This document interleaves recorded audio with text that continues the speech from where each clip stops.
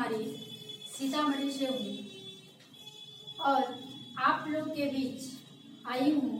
आप मेरे क्वालिफिकेशन के बारे में भी थोड़ा सा जान लीजिए। मैं एमएड हूँ, उसके साथ साथ बीटेट, सीटेट, एसटेट सभी क्वालिफाइड हूँ और आप लोग के बीच इस ज्ञान ज्योति नर्सरी टीचर ट्रेनिंग सेंटर धकझरी से मौका मिला है कि आप लोग को एनजीटी के बारे में कुछ जानकारी दूं और इसमें और कौन से विषय वस्तु हैं इसके बारे में जानकारी दूं।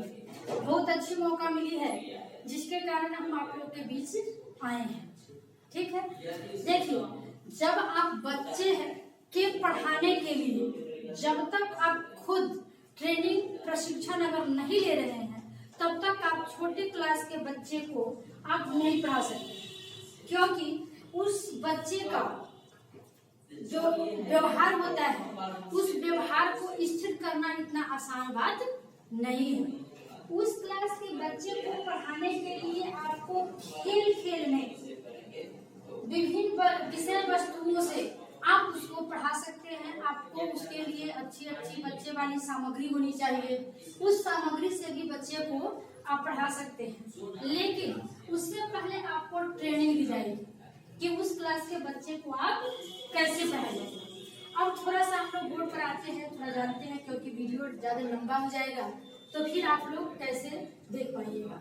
क्या है कि इसका नाम है NTT।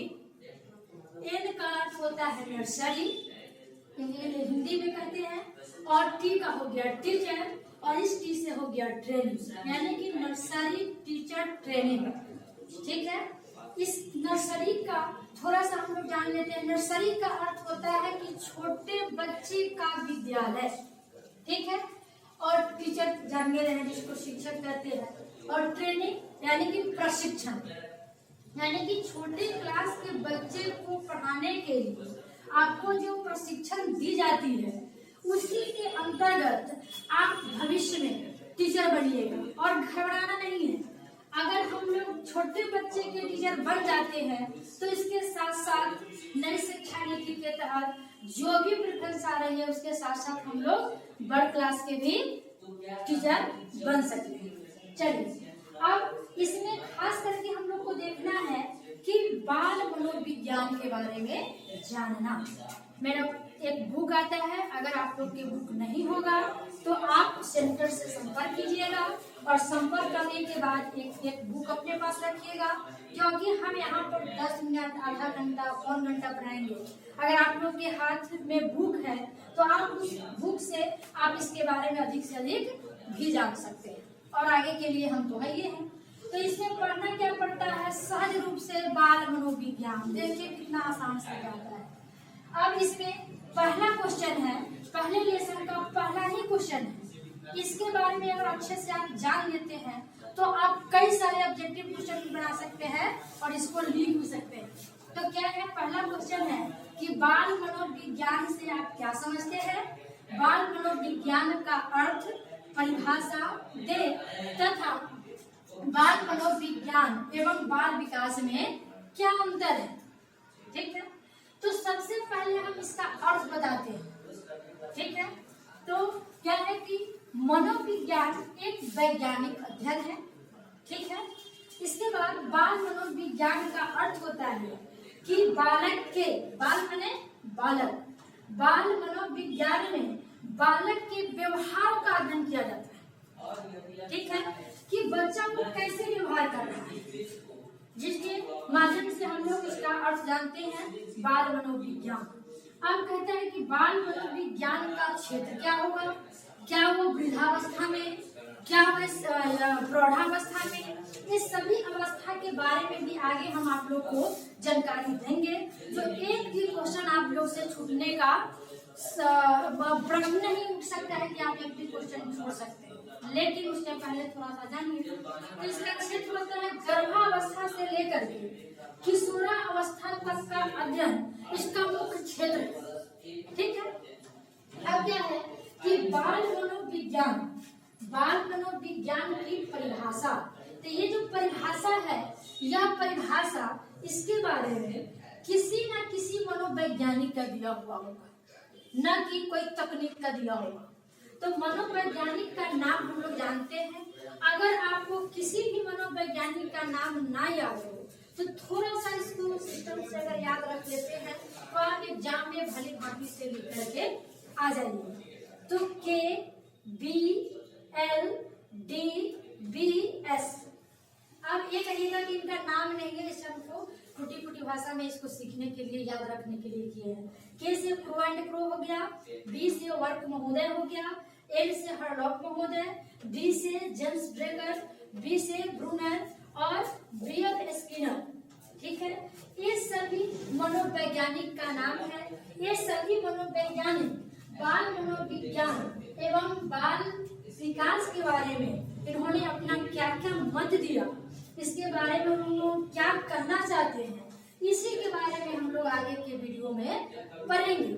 लेकिन आप लोग ध्यान रखिएगा कि बाल मनोविज्ञान ही एक ऐसा किताब है, जहाँ आप उसको बुक कहिए, कि उसी के माध्यम से आप जान सकते हैं कि बच्चे कौन कौन सी अवस्थाएं में क्या क्या कर सकते हैं।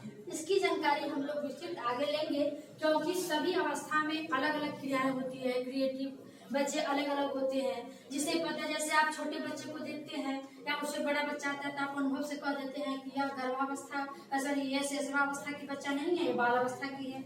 इसके बाद फिर देखते हैं तो कह देते हैं कि अच्छा ये बाल अवस्था की नहीं है, किशोरावस्था की है। ऐसा क्यों? क्योंकि हमारे मनोवैज्ञानिक का कहना है कि जब बच्चा का व्यवहार का अध्ययन कीजिएगा तब तो आप जानिएगा कि बच्चा का क्या क्षमता है, कैसे बच्चा क्या कर सकता है। तो इस मनोवैज्ञानिक का नाम हम लोग लिखेंगे और इसके बारे में वीडियो आगे है, लेकिन इससे पहले आप लोग थोड़ा सा नोट कर लीजिए, फिर हम अपने लेक्चर के माध्यम से आप लोगों को हम समझाएंगे।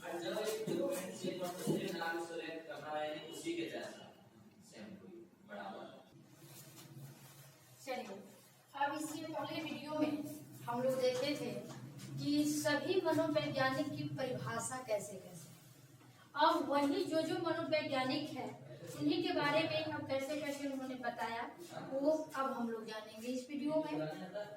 तो के से हमने लिखा था क्रो एंड क्रो, ये क्या नाम है? मनोवैज्ञानिक का नाम है। इन्होंने बाल मनोविज्ञान के बारे में उन्होंने बताया, कहा, उन्होंने भी कहा कि यह एक वैज्ञानिक अध्ययन है, ठीक है, जिसमें बालक के जन्म से पूर्व, कहीं कहीं पर आपको जन्म से पूर्व भी मिलेगा और कहीं कहीं पर उसी को आप गर्भावस्था भी कर सकते हैं, क्योंकि जब आप अवस्था से अवगत हो जाइएगा तो आपको स्पष्ट पता चलने लगेगा कि हम किस अवस्था के बारे में अध्ययन किए। तो उन्होंने कहा कि गर्भ अवस्था से किशोरा अवस्था तक का अध्ययन किया जाता है। इन्होंने कौन बताए? क्रो एंड क्रो ने, ठीक है। इसके बाद वर्क महोदय ने फिर अपना विचार दिए कि बाल मनोविज्ञान एक मनोवैज्ञानिक अध्ययन तो है जिसमें बालक के गर्भावस्था से सभी क्षेत्र का अध्ययन, सभी क्षेत्र यानी कि बालावस्था, किशोरावस्था, सभी क्षेत्र का अध्ययन किया जाता है, यही बाल मनोविज्ञान कहलाता है। फिर जेम्स ड्रेकर का कहना है कि बाल मनोविज्ञान, खास करके जब आप लोग को आगे पढ़िएगा तो आप लोग को पता चल ही जाएगा, लगता है कि बाल मनोविज्ञान के ही जगह पर बाल विकास का भी शब्द रखा गया है। तो आप लोग को स्पष्ट होने लगेगा। जब आप शिक्षा के क्षेत्र में जाइएगा तो पता चलने लगेगा कि अच्छा, बालक को केंद्र में रखकर बाल केंद्रित शिक्षा चलाई जाती है, जो आज हम लोग वही बाल केंद्रित शिक्षा के बारे में आगे जानेंगे जब आप पढ़िएगा। इसके बाद हरलॉक महोदय, यह भी एक मनोवैज्ञानिक है, ये महिला मनोवैज्ञानिक है। इन्होंने बाल विकास के उस समय से अध्ययन करना प्रारंभ करता है जिसका क्षेत्र बाल अवस्था से किशोरा अवस्था तक का अध्ययन किया जाता है। इन्होंने ये अपना विचार दिए। इसके बाद ब्रूनर जो है, जो जानिएगा कि सीखने के दृष्टिकोण से एक काफी प्रख्यात मनोवैज्ञानिक है। इन्होंने बताया कि बाल विकास सीखना केवल गर्भावस्था में ही नहीं बल्कि किसी भी अवस्था में सिखाया जा सकता है, उन्होंने ये बताया। इसके बाद इससे हो गया B.F. स्किनर के बारे में भी आगे आप लोग बहुत अच्छी तरह से पढ़िएगा, लेकिन इसमें थोड़ा सा संक्षिप्त पढ़ते हैं। बाल विकास वातावरण के मध्य अंततः क्रिया का परिणाम है, क्योंकि जब तक आप टीचर हैं, अब बच्चा जब तक आपसे मित्र का भाव नहीं रखेगा, जब आपसे बच्चा भयभीत होगा तो आपके पास कोई भी प्रश्न का जवाब देगा और न आपके पास अधिक देर रुकना चाहता है, वो आपसे अलग होना चाहेगा। तो क्या होना चाहिए, कोई भी अगर गुरु है, शिक्षक है, तो बच्चे से मित्र की भावना रखे, ताकि बच्चे के अंदर जो जो भी समस्या है वो आपके समक्ष बोल सके। तो उनका कहना है कि बाल विकास जो है वातावरण के मध्य, वातावरण माने जिस परिवेश में बच्चा रहता है उसका अंततः क्रिया का परिणाम है। इसके बाद बाल मनोविज्ञान के विषय में कुछ महत्वपूर्ण मनोवैज्ञानिक ने महत्वपूर्ण बातें सब बताई जो हमारे पाठ्य पुस्तक में लिखित है।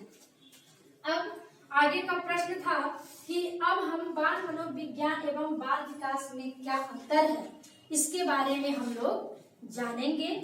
अब ये सारी जानकारी हमें अगले वीडियो में मिलेगी, लेकिन ये सभी जो आप लोगों को प्रशिक्षण दिया जा रहा है, इसकी जो क्लास हो रही है यह किस सेंटर से, तो ज्ञान ज्योति नर्सरी टीचर ट्रेनिंग सेंटर, जिसका नाम है धकजरी, ठीक है। अब इसी के अंतर्गत आपको सारे के सारे क्वेश्चन बताए जाएंगे और उसके अंतर्गत आप अच्छे से आप एग्जाम पास कर पाइएगा।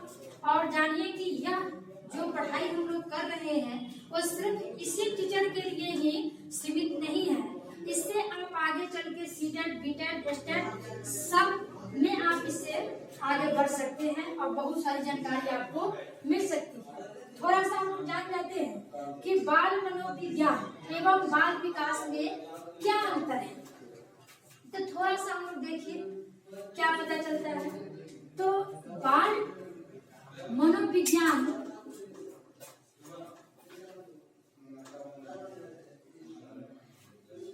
बाल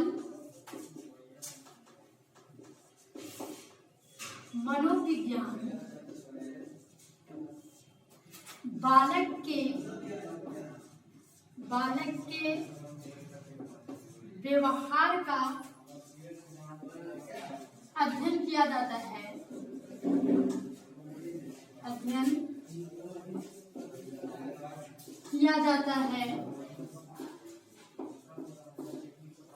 जबकि बाल विकास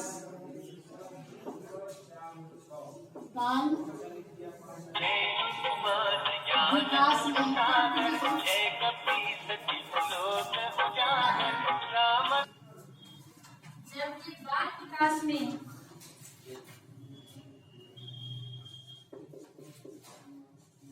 बालक की क्षमताओं की दशा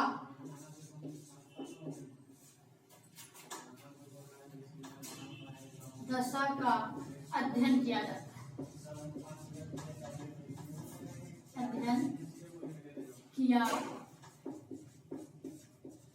जाता है। अब सभी आदमी थोड़ा सा इसको नोट कर लीजिए, इसके बारे में कुछ और लेक्चर समझाते हैं, क्योंकि जो आप सुनिएगा वही आप एग्जाम में लिख सकते हैं। ये जो नोट कीजिएगा वो नोट शायद आपके बुक में ही रह जाए, लेकिन जो सुनिएगा वही आपके लिए ज्यादा बेटर होगा और उसी के माध्यम से आप एग्जाम में लिख सकते हैं। आप इसको पहले नोट कीजिए।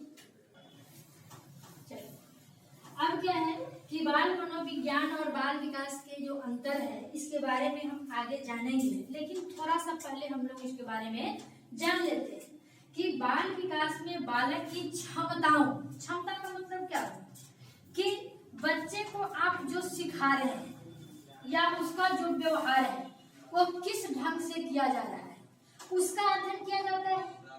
और बाल विकास में बालक की क्षमताओं की दशा माने किस अवस्था में बच्चा क्या सीख सकता है, ऐसी बात नहीं है कि नर्सरी क्लास के बच्चे को आप कहिएगा कि जाओ तुम 7th क्लास के क्वेश्चन बना कर ले आओ, तो वैसे नहीं होते हैं, क्योंकि जो प्रतिभाशाली बालक होते हैं उस बालक के लिए वह है, ऐसा हो सकता है। लेकिन सामान्यतः बालक क्या होते हैं, समान औसत वाले, समान IQ वाले बच्चे होते हैं जिसकी बुद्धि लब्धि समान होती है। प्रतिभाशाली बालक कोई इतने नहीं है, जिनका IQ 120 से ऊपर हो जाता है, वह आपका प्रतिभाशाली बालक होता है। लेकिन अब हम लोग बाल विकास के बारे में जानेंगे, तो पढ़ते पढ़ते आप अपने पाठ्य पुस्तक से पढ़िएगा तो पढ़ते पढ़ते पता चल जाता है कि अच्छा, बाल मनोविज्ञान के स्थान पर ही बाल विकास को रखा गया है। और कहा जाता है कि हमारे भारत में बाल विकास को, बाल मनोविज्ञान को 1930 ईस्वी में लाया गया था, जिसके बारे में हम लोग अध्ययन करेंगे। और आगे बहुत सारे इसके क्वेश्चन हैं जिसके बारे में जब हम लोग जानेंगे तो इस क्वेश्चन का जवाब देना आप लोग से सरल हो जाएगा। ठीक है, बाल मनोविज्ञान। अब कोई जन कहिएगा कि मनोविज्ञान को हम इंग्लिश में क्या बोलते हैं, तो इसी को हम कहते हैं इंग्लिश में साइकोलॉजी। हम इंग्लिश वर्ड इतना यूज इसलिए नहीं करते हैं क्योंकि आप लोग का पहला क्लास है, पहले चैप्टर में पहला क्वेश्चन है, तो आप लोग पहले अपनी भाषा में यानी कि हिंदी भाषा में पहले इसको समझ लीजिए। इसके बाद जैसे जैसे हम लोग अगली क्लास में आएंगे, अगले वीडियो बनाएंगे, उसके साथ साथ फिर हम लोग सब कुछ जानेंगे। लेकिन ये नहीं सोचिएगा कि सिर्फ इसी मनोवैज्ञानिक ने इतना ही परिभाषा दिया, ऐसी बात नहीं है। वुडवर्थ ने भी दिए हुए हैं, ठीक है, वुडवर्थ है, स्किनर है, सभी मनोवैज्ञानिक ने बाल मनोविज्ञान और बाल विकास के बारे में अपना सिद्धांत दिए हैं। लेकिन उतना ज्यादा लंबा क्वेश्चन हो जाएगा तो फिर आप लोग इसका अंतर स्पष्ट नहीं कर पाइएगा। इसलिए कम से कम 1, 5, 6 हमको याद रखना है, KBDLBS, ठीक है, KBDLBS, ठीक है। अब सभी बच्चों को यह कहा जा रहा है कि आप लोग घर से इसमें कम से कम 5 क्वेश्चन अपने से निकाल के लाइएगा, और जो समस्या आएगी वो आप हमसे पूछ सकते हैं, जो नहीं समझ में आता है वह भी हमसे पूछ सकते हैं, जिसके बारे में हम आप लोग को अच्छी से अच्छी तरह से समझा सके। अब चलिए आगे हम लोग को पढ़ना क्या है, बाल मनोविज्ञान और बाल विकास में क्या अंतर है, फिर हम लोग अगले दिन मिलते हैं। धन्यवाद।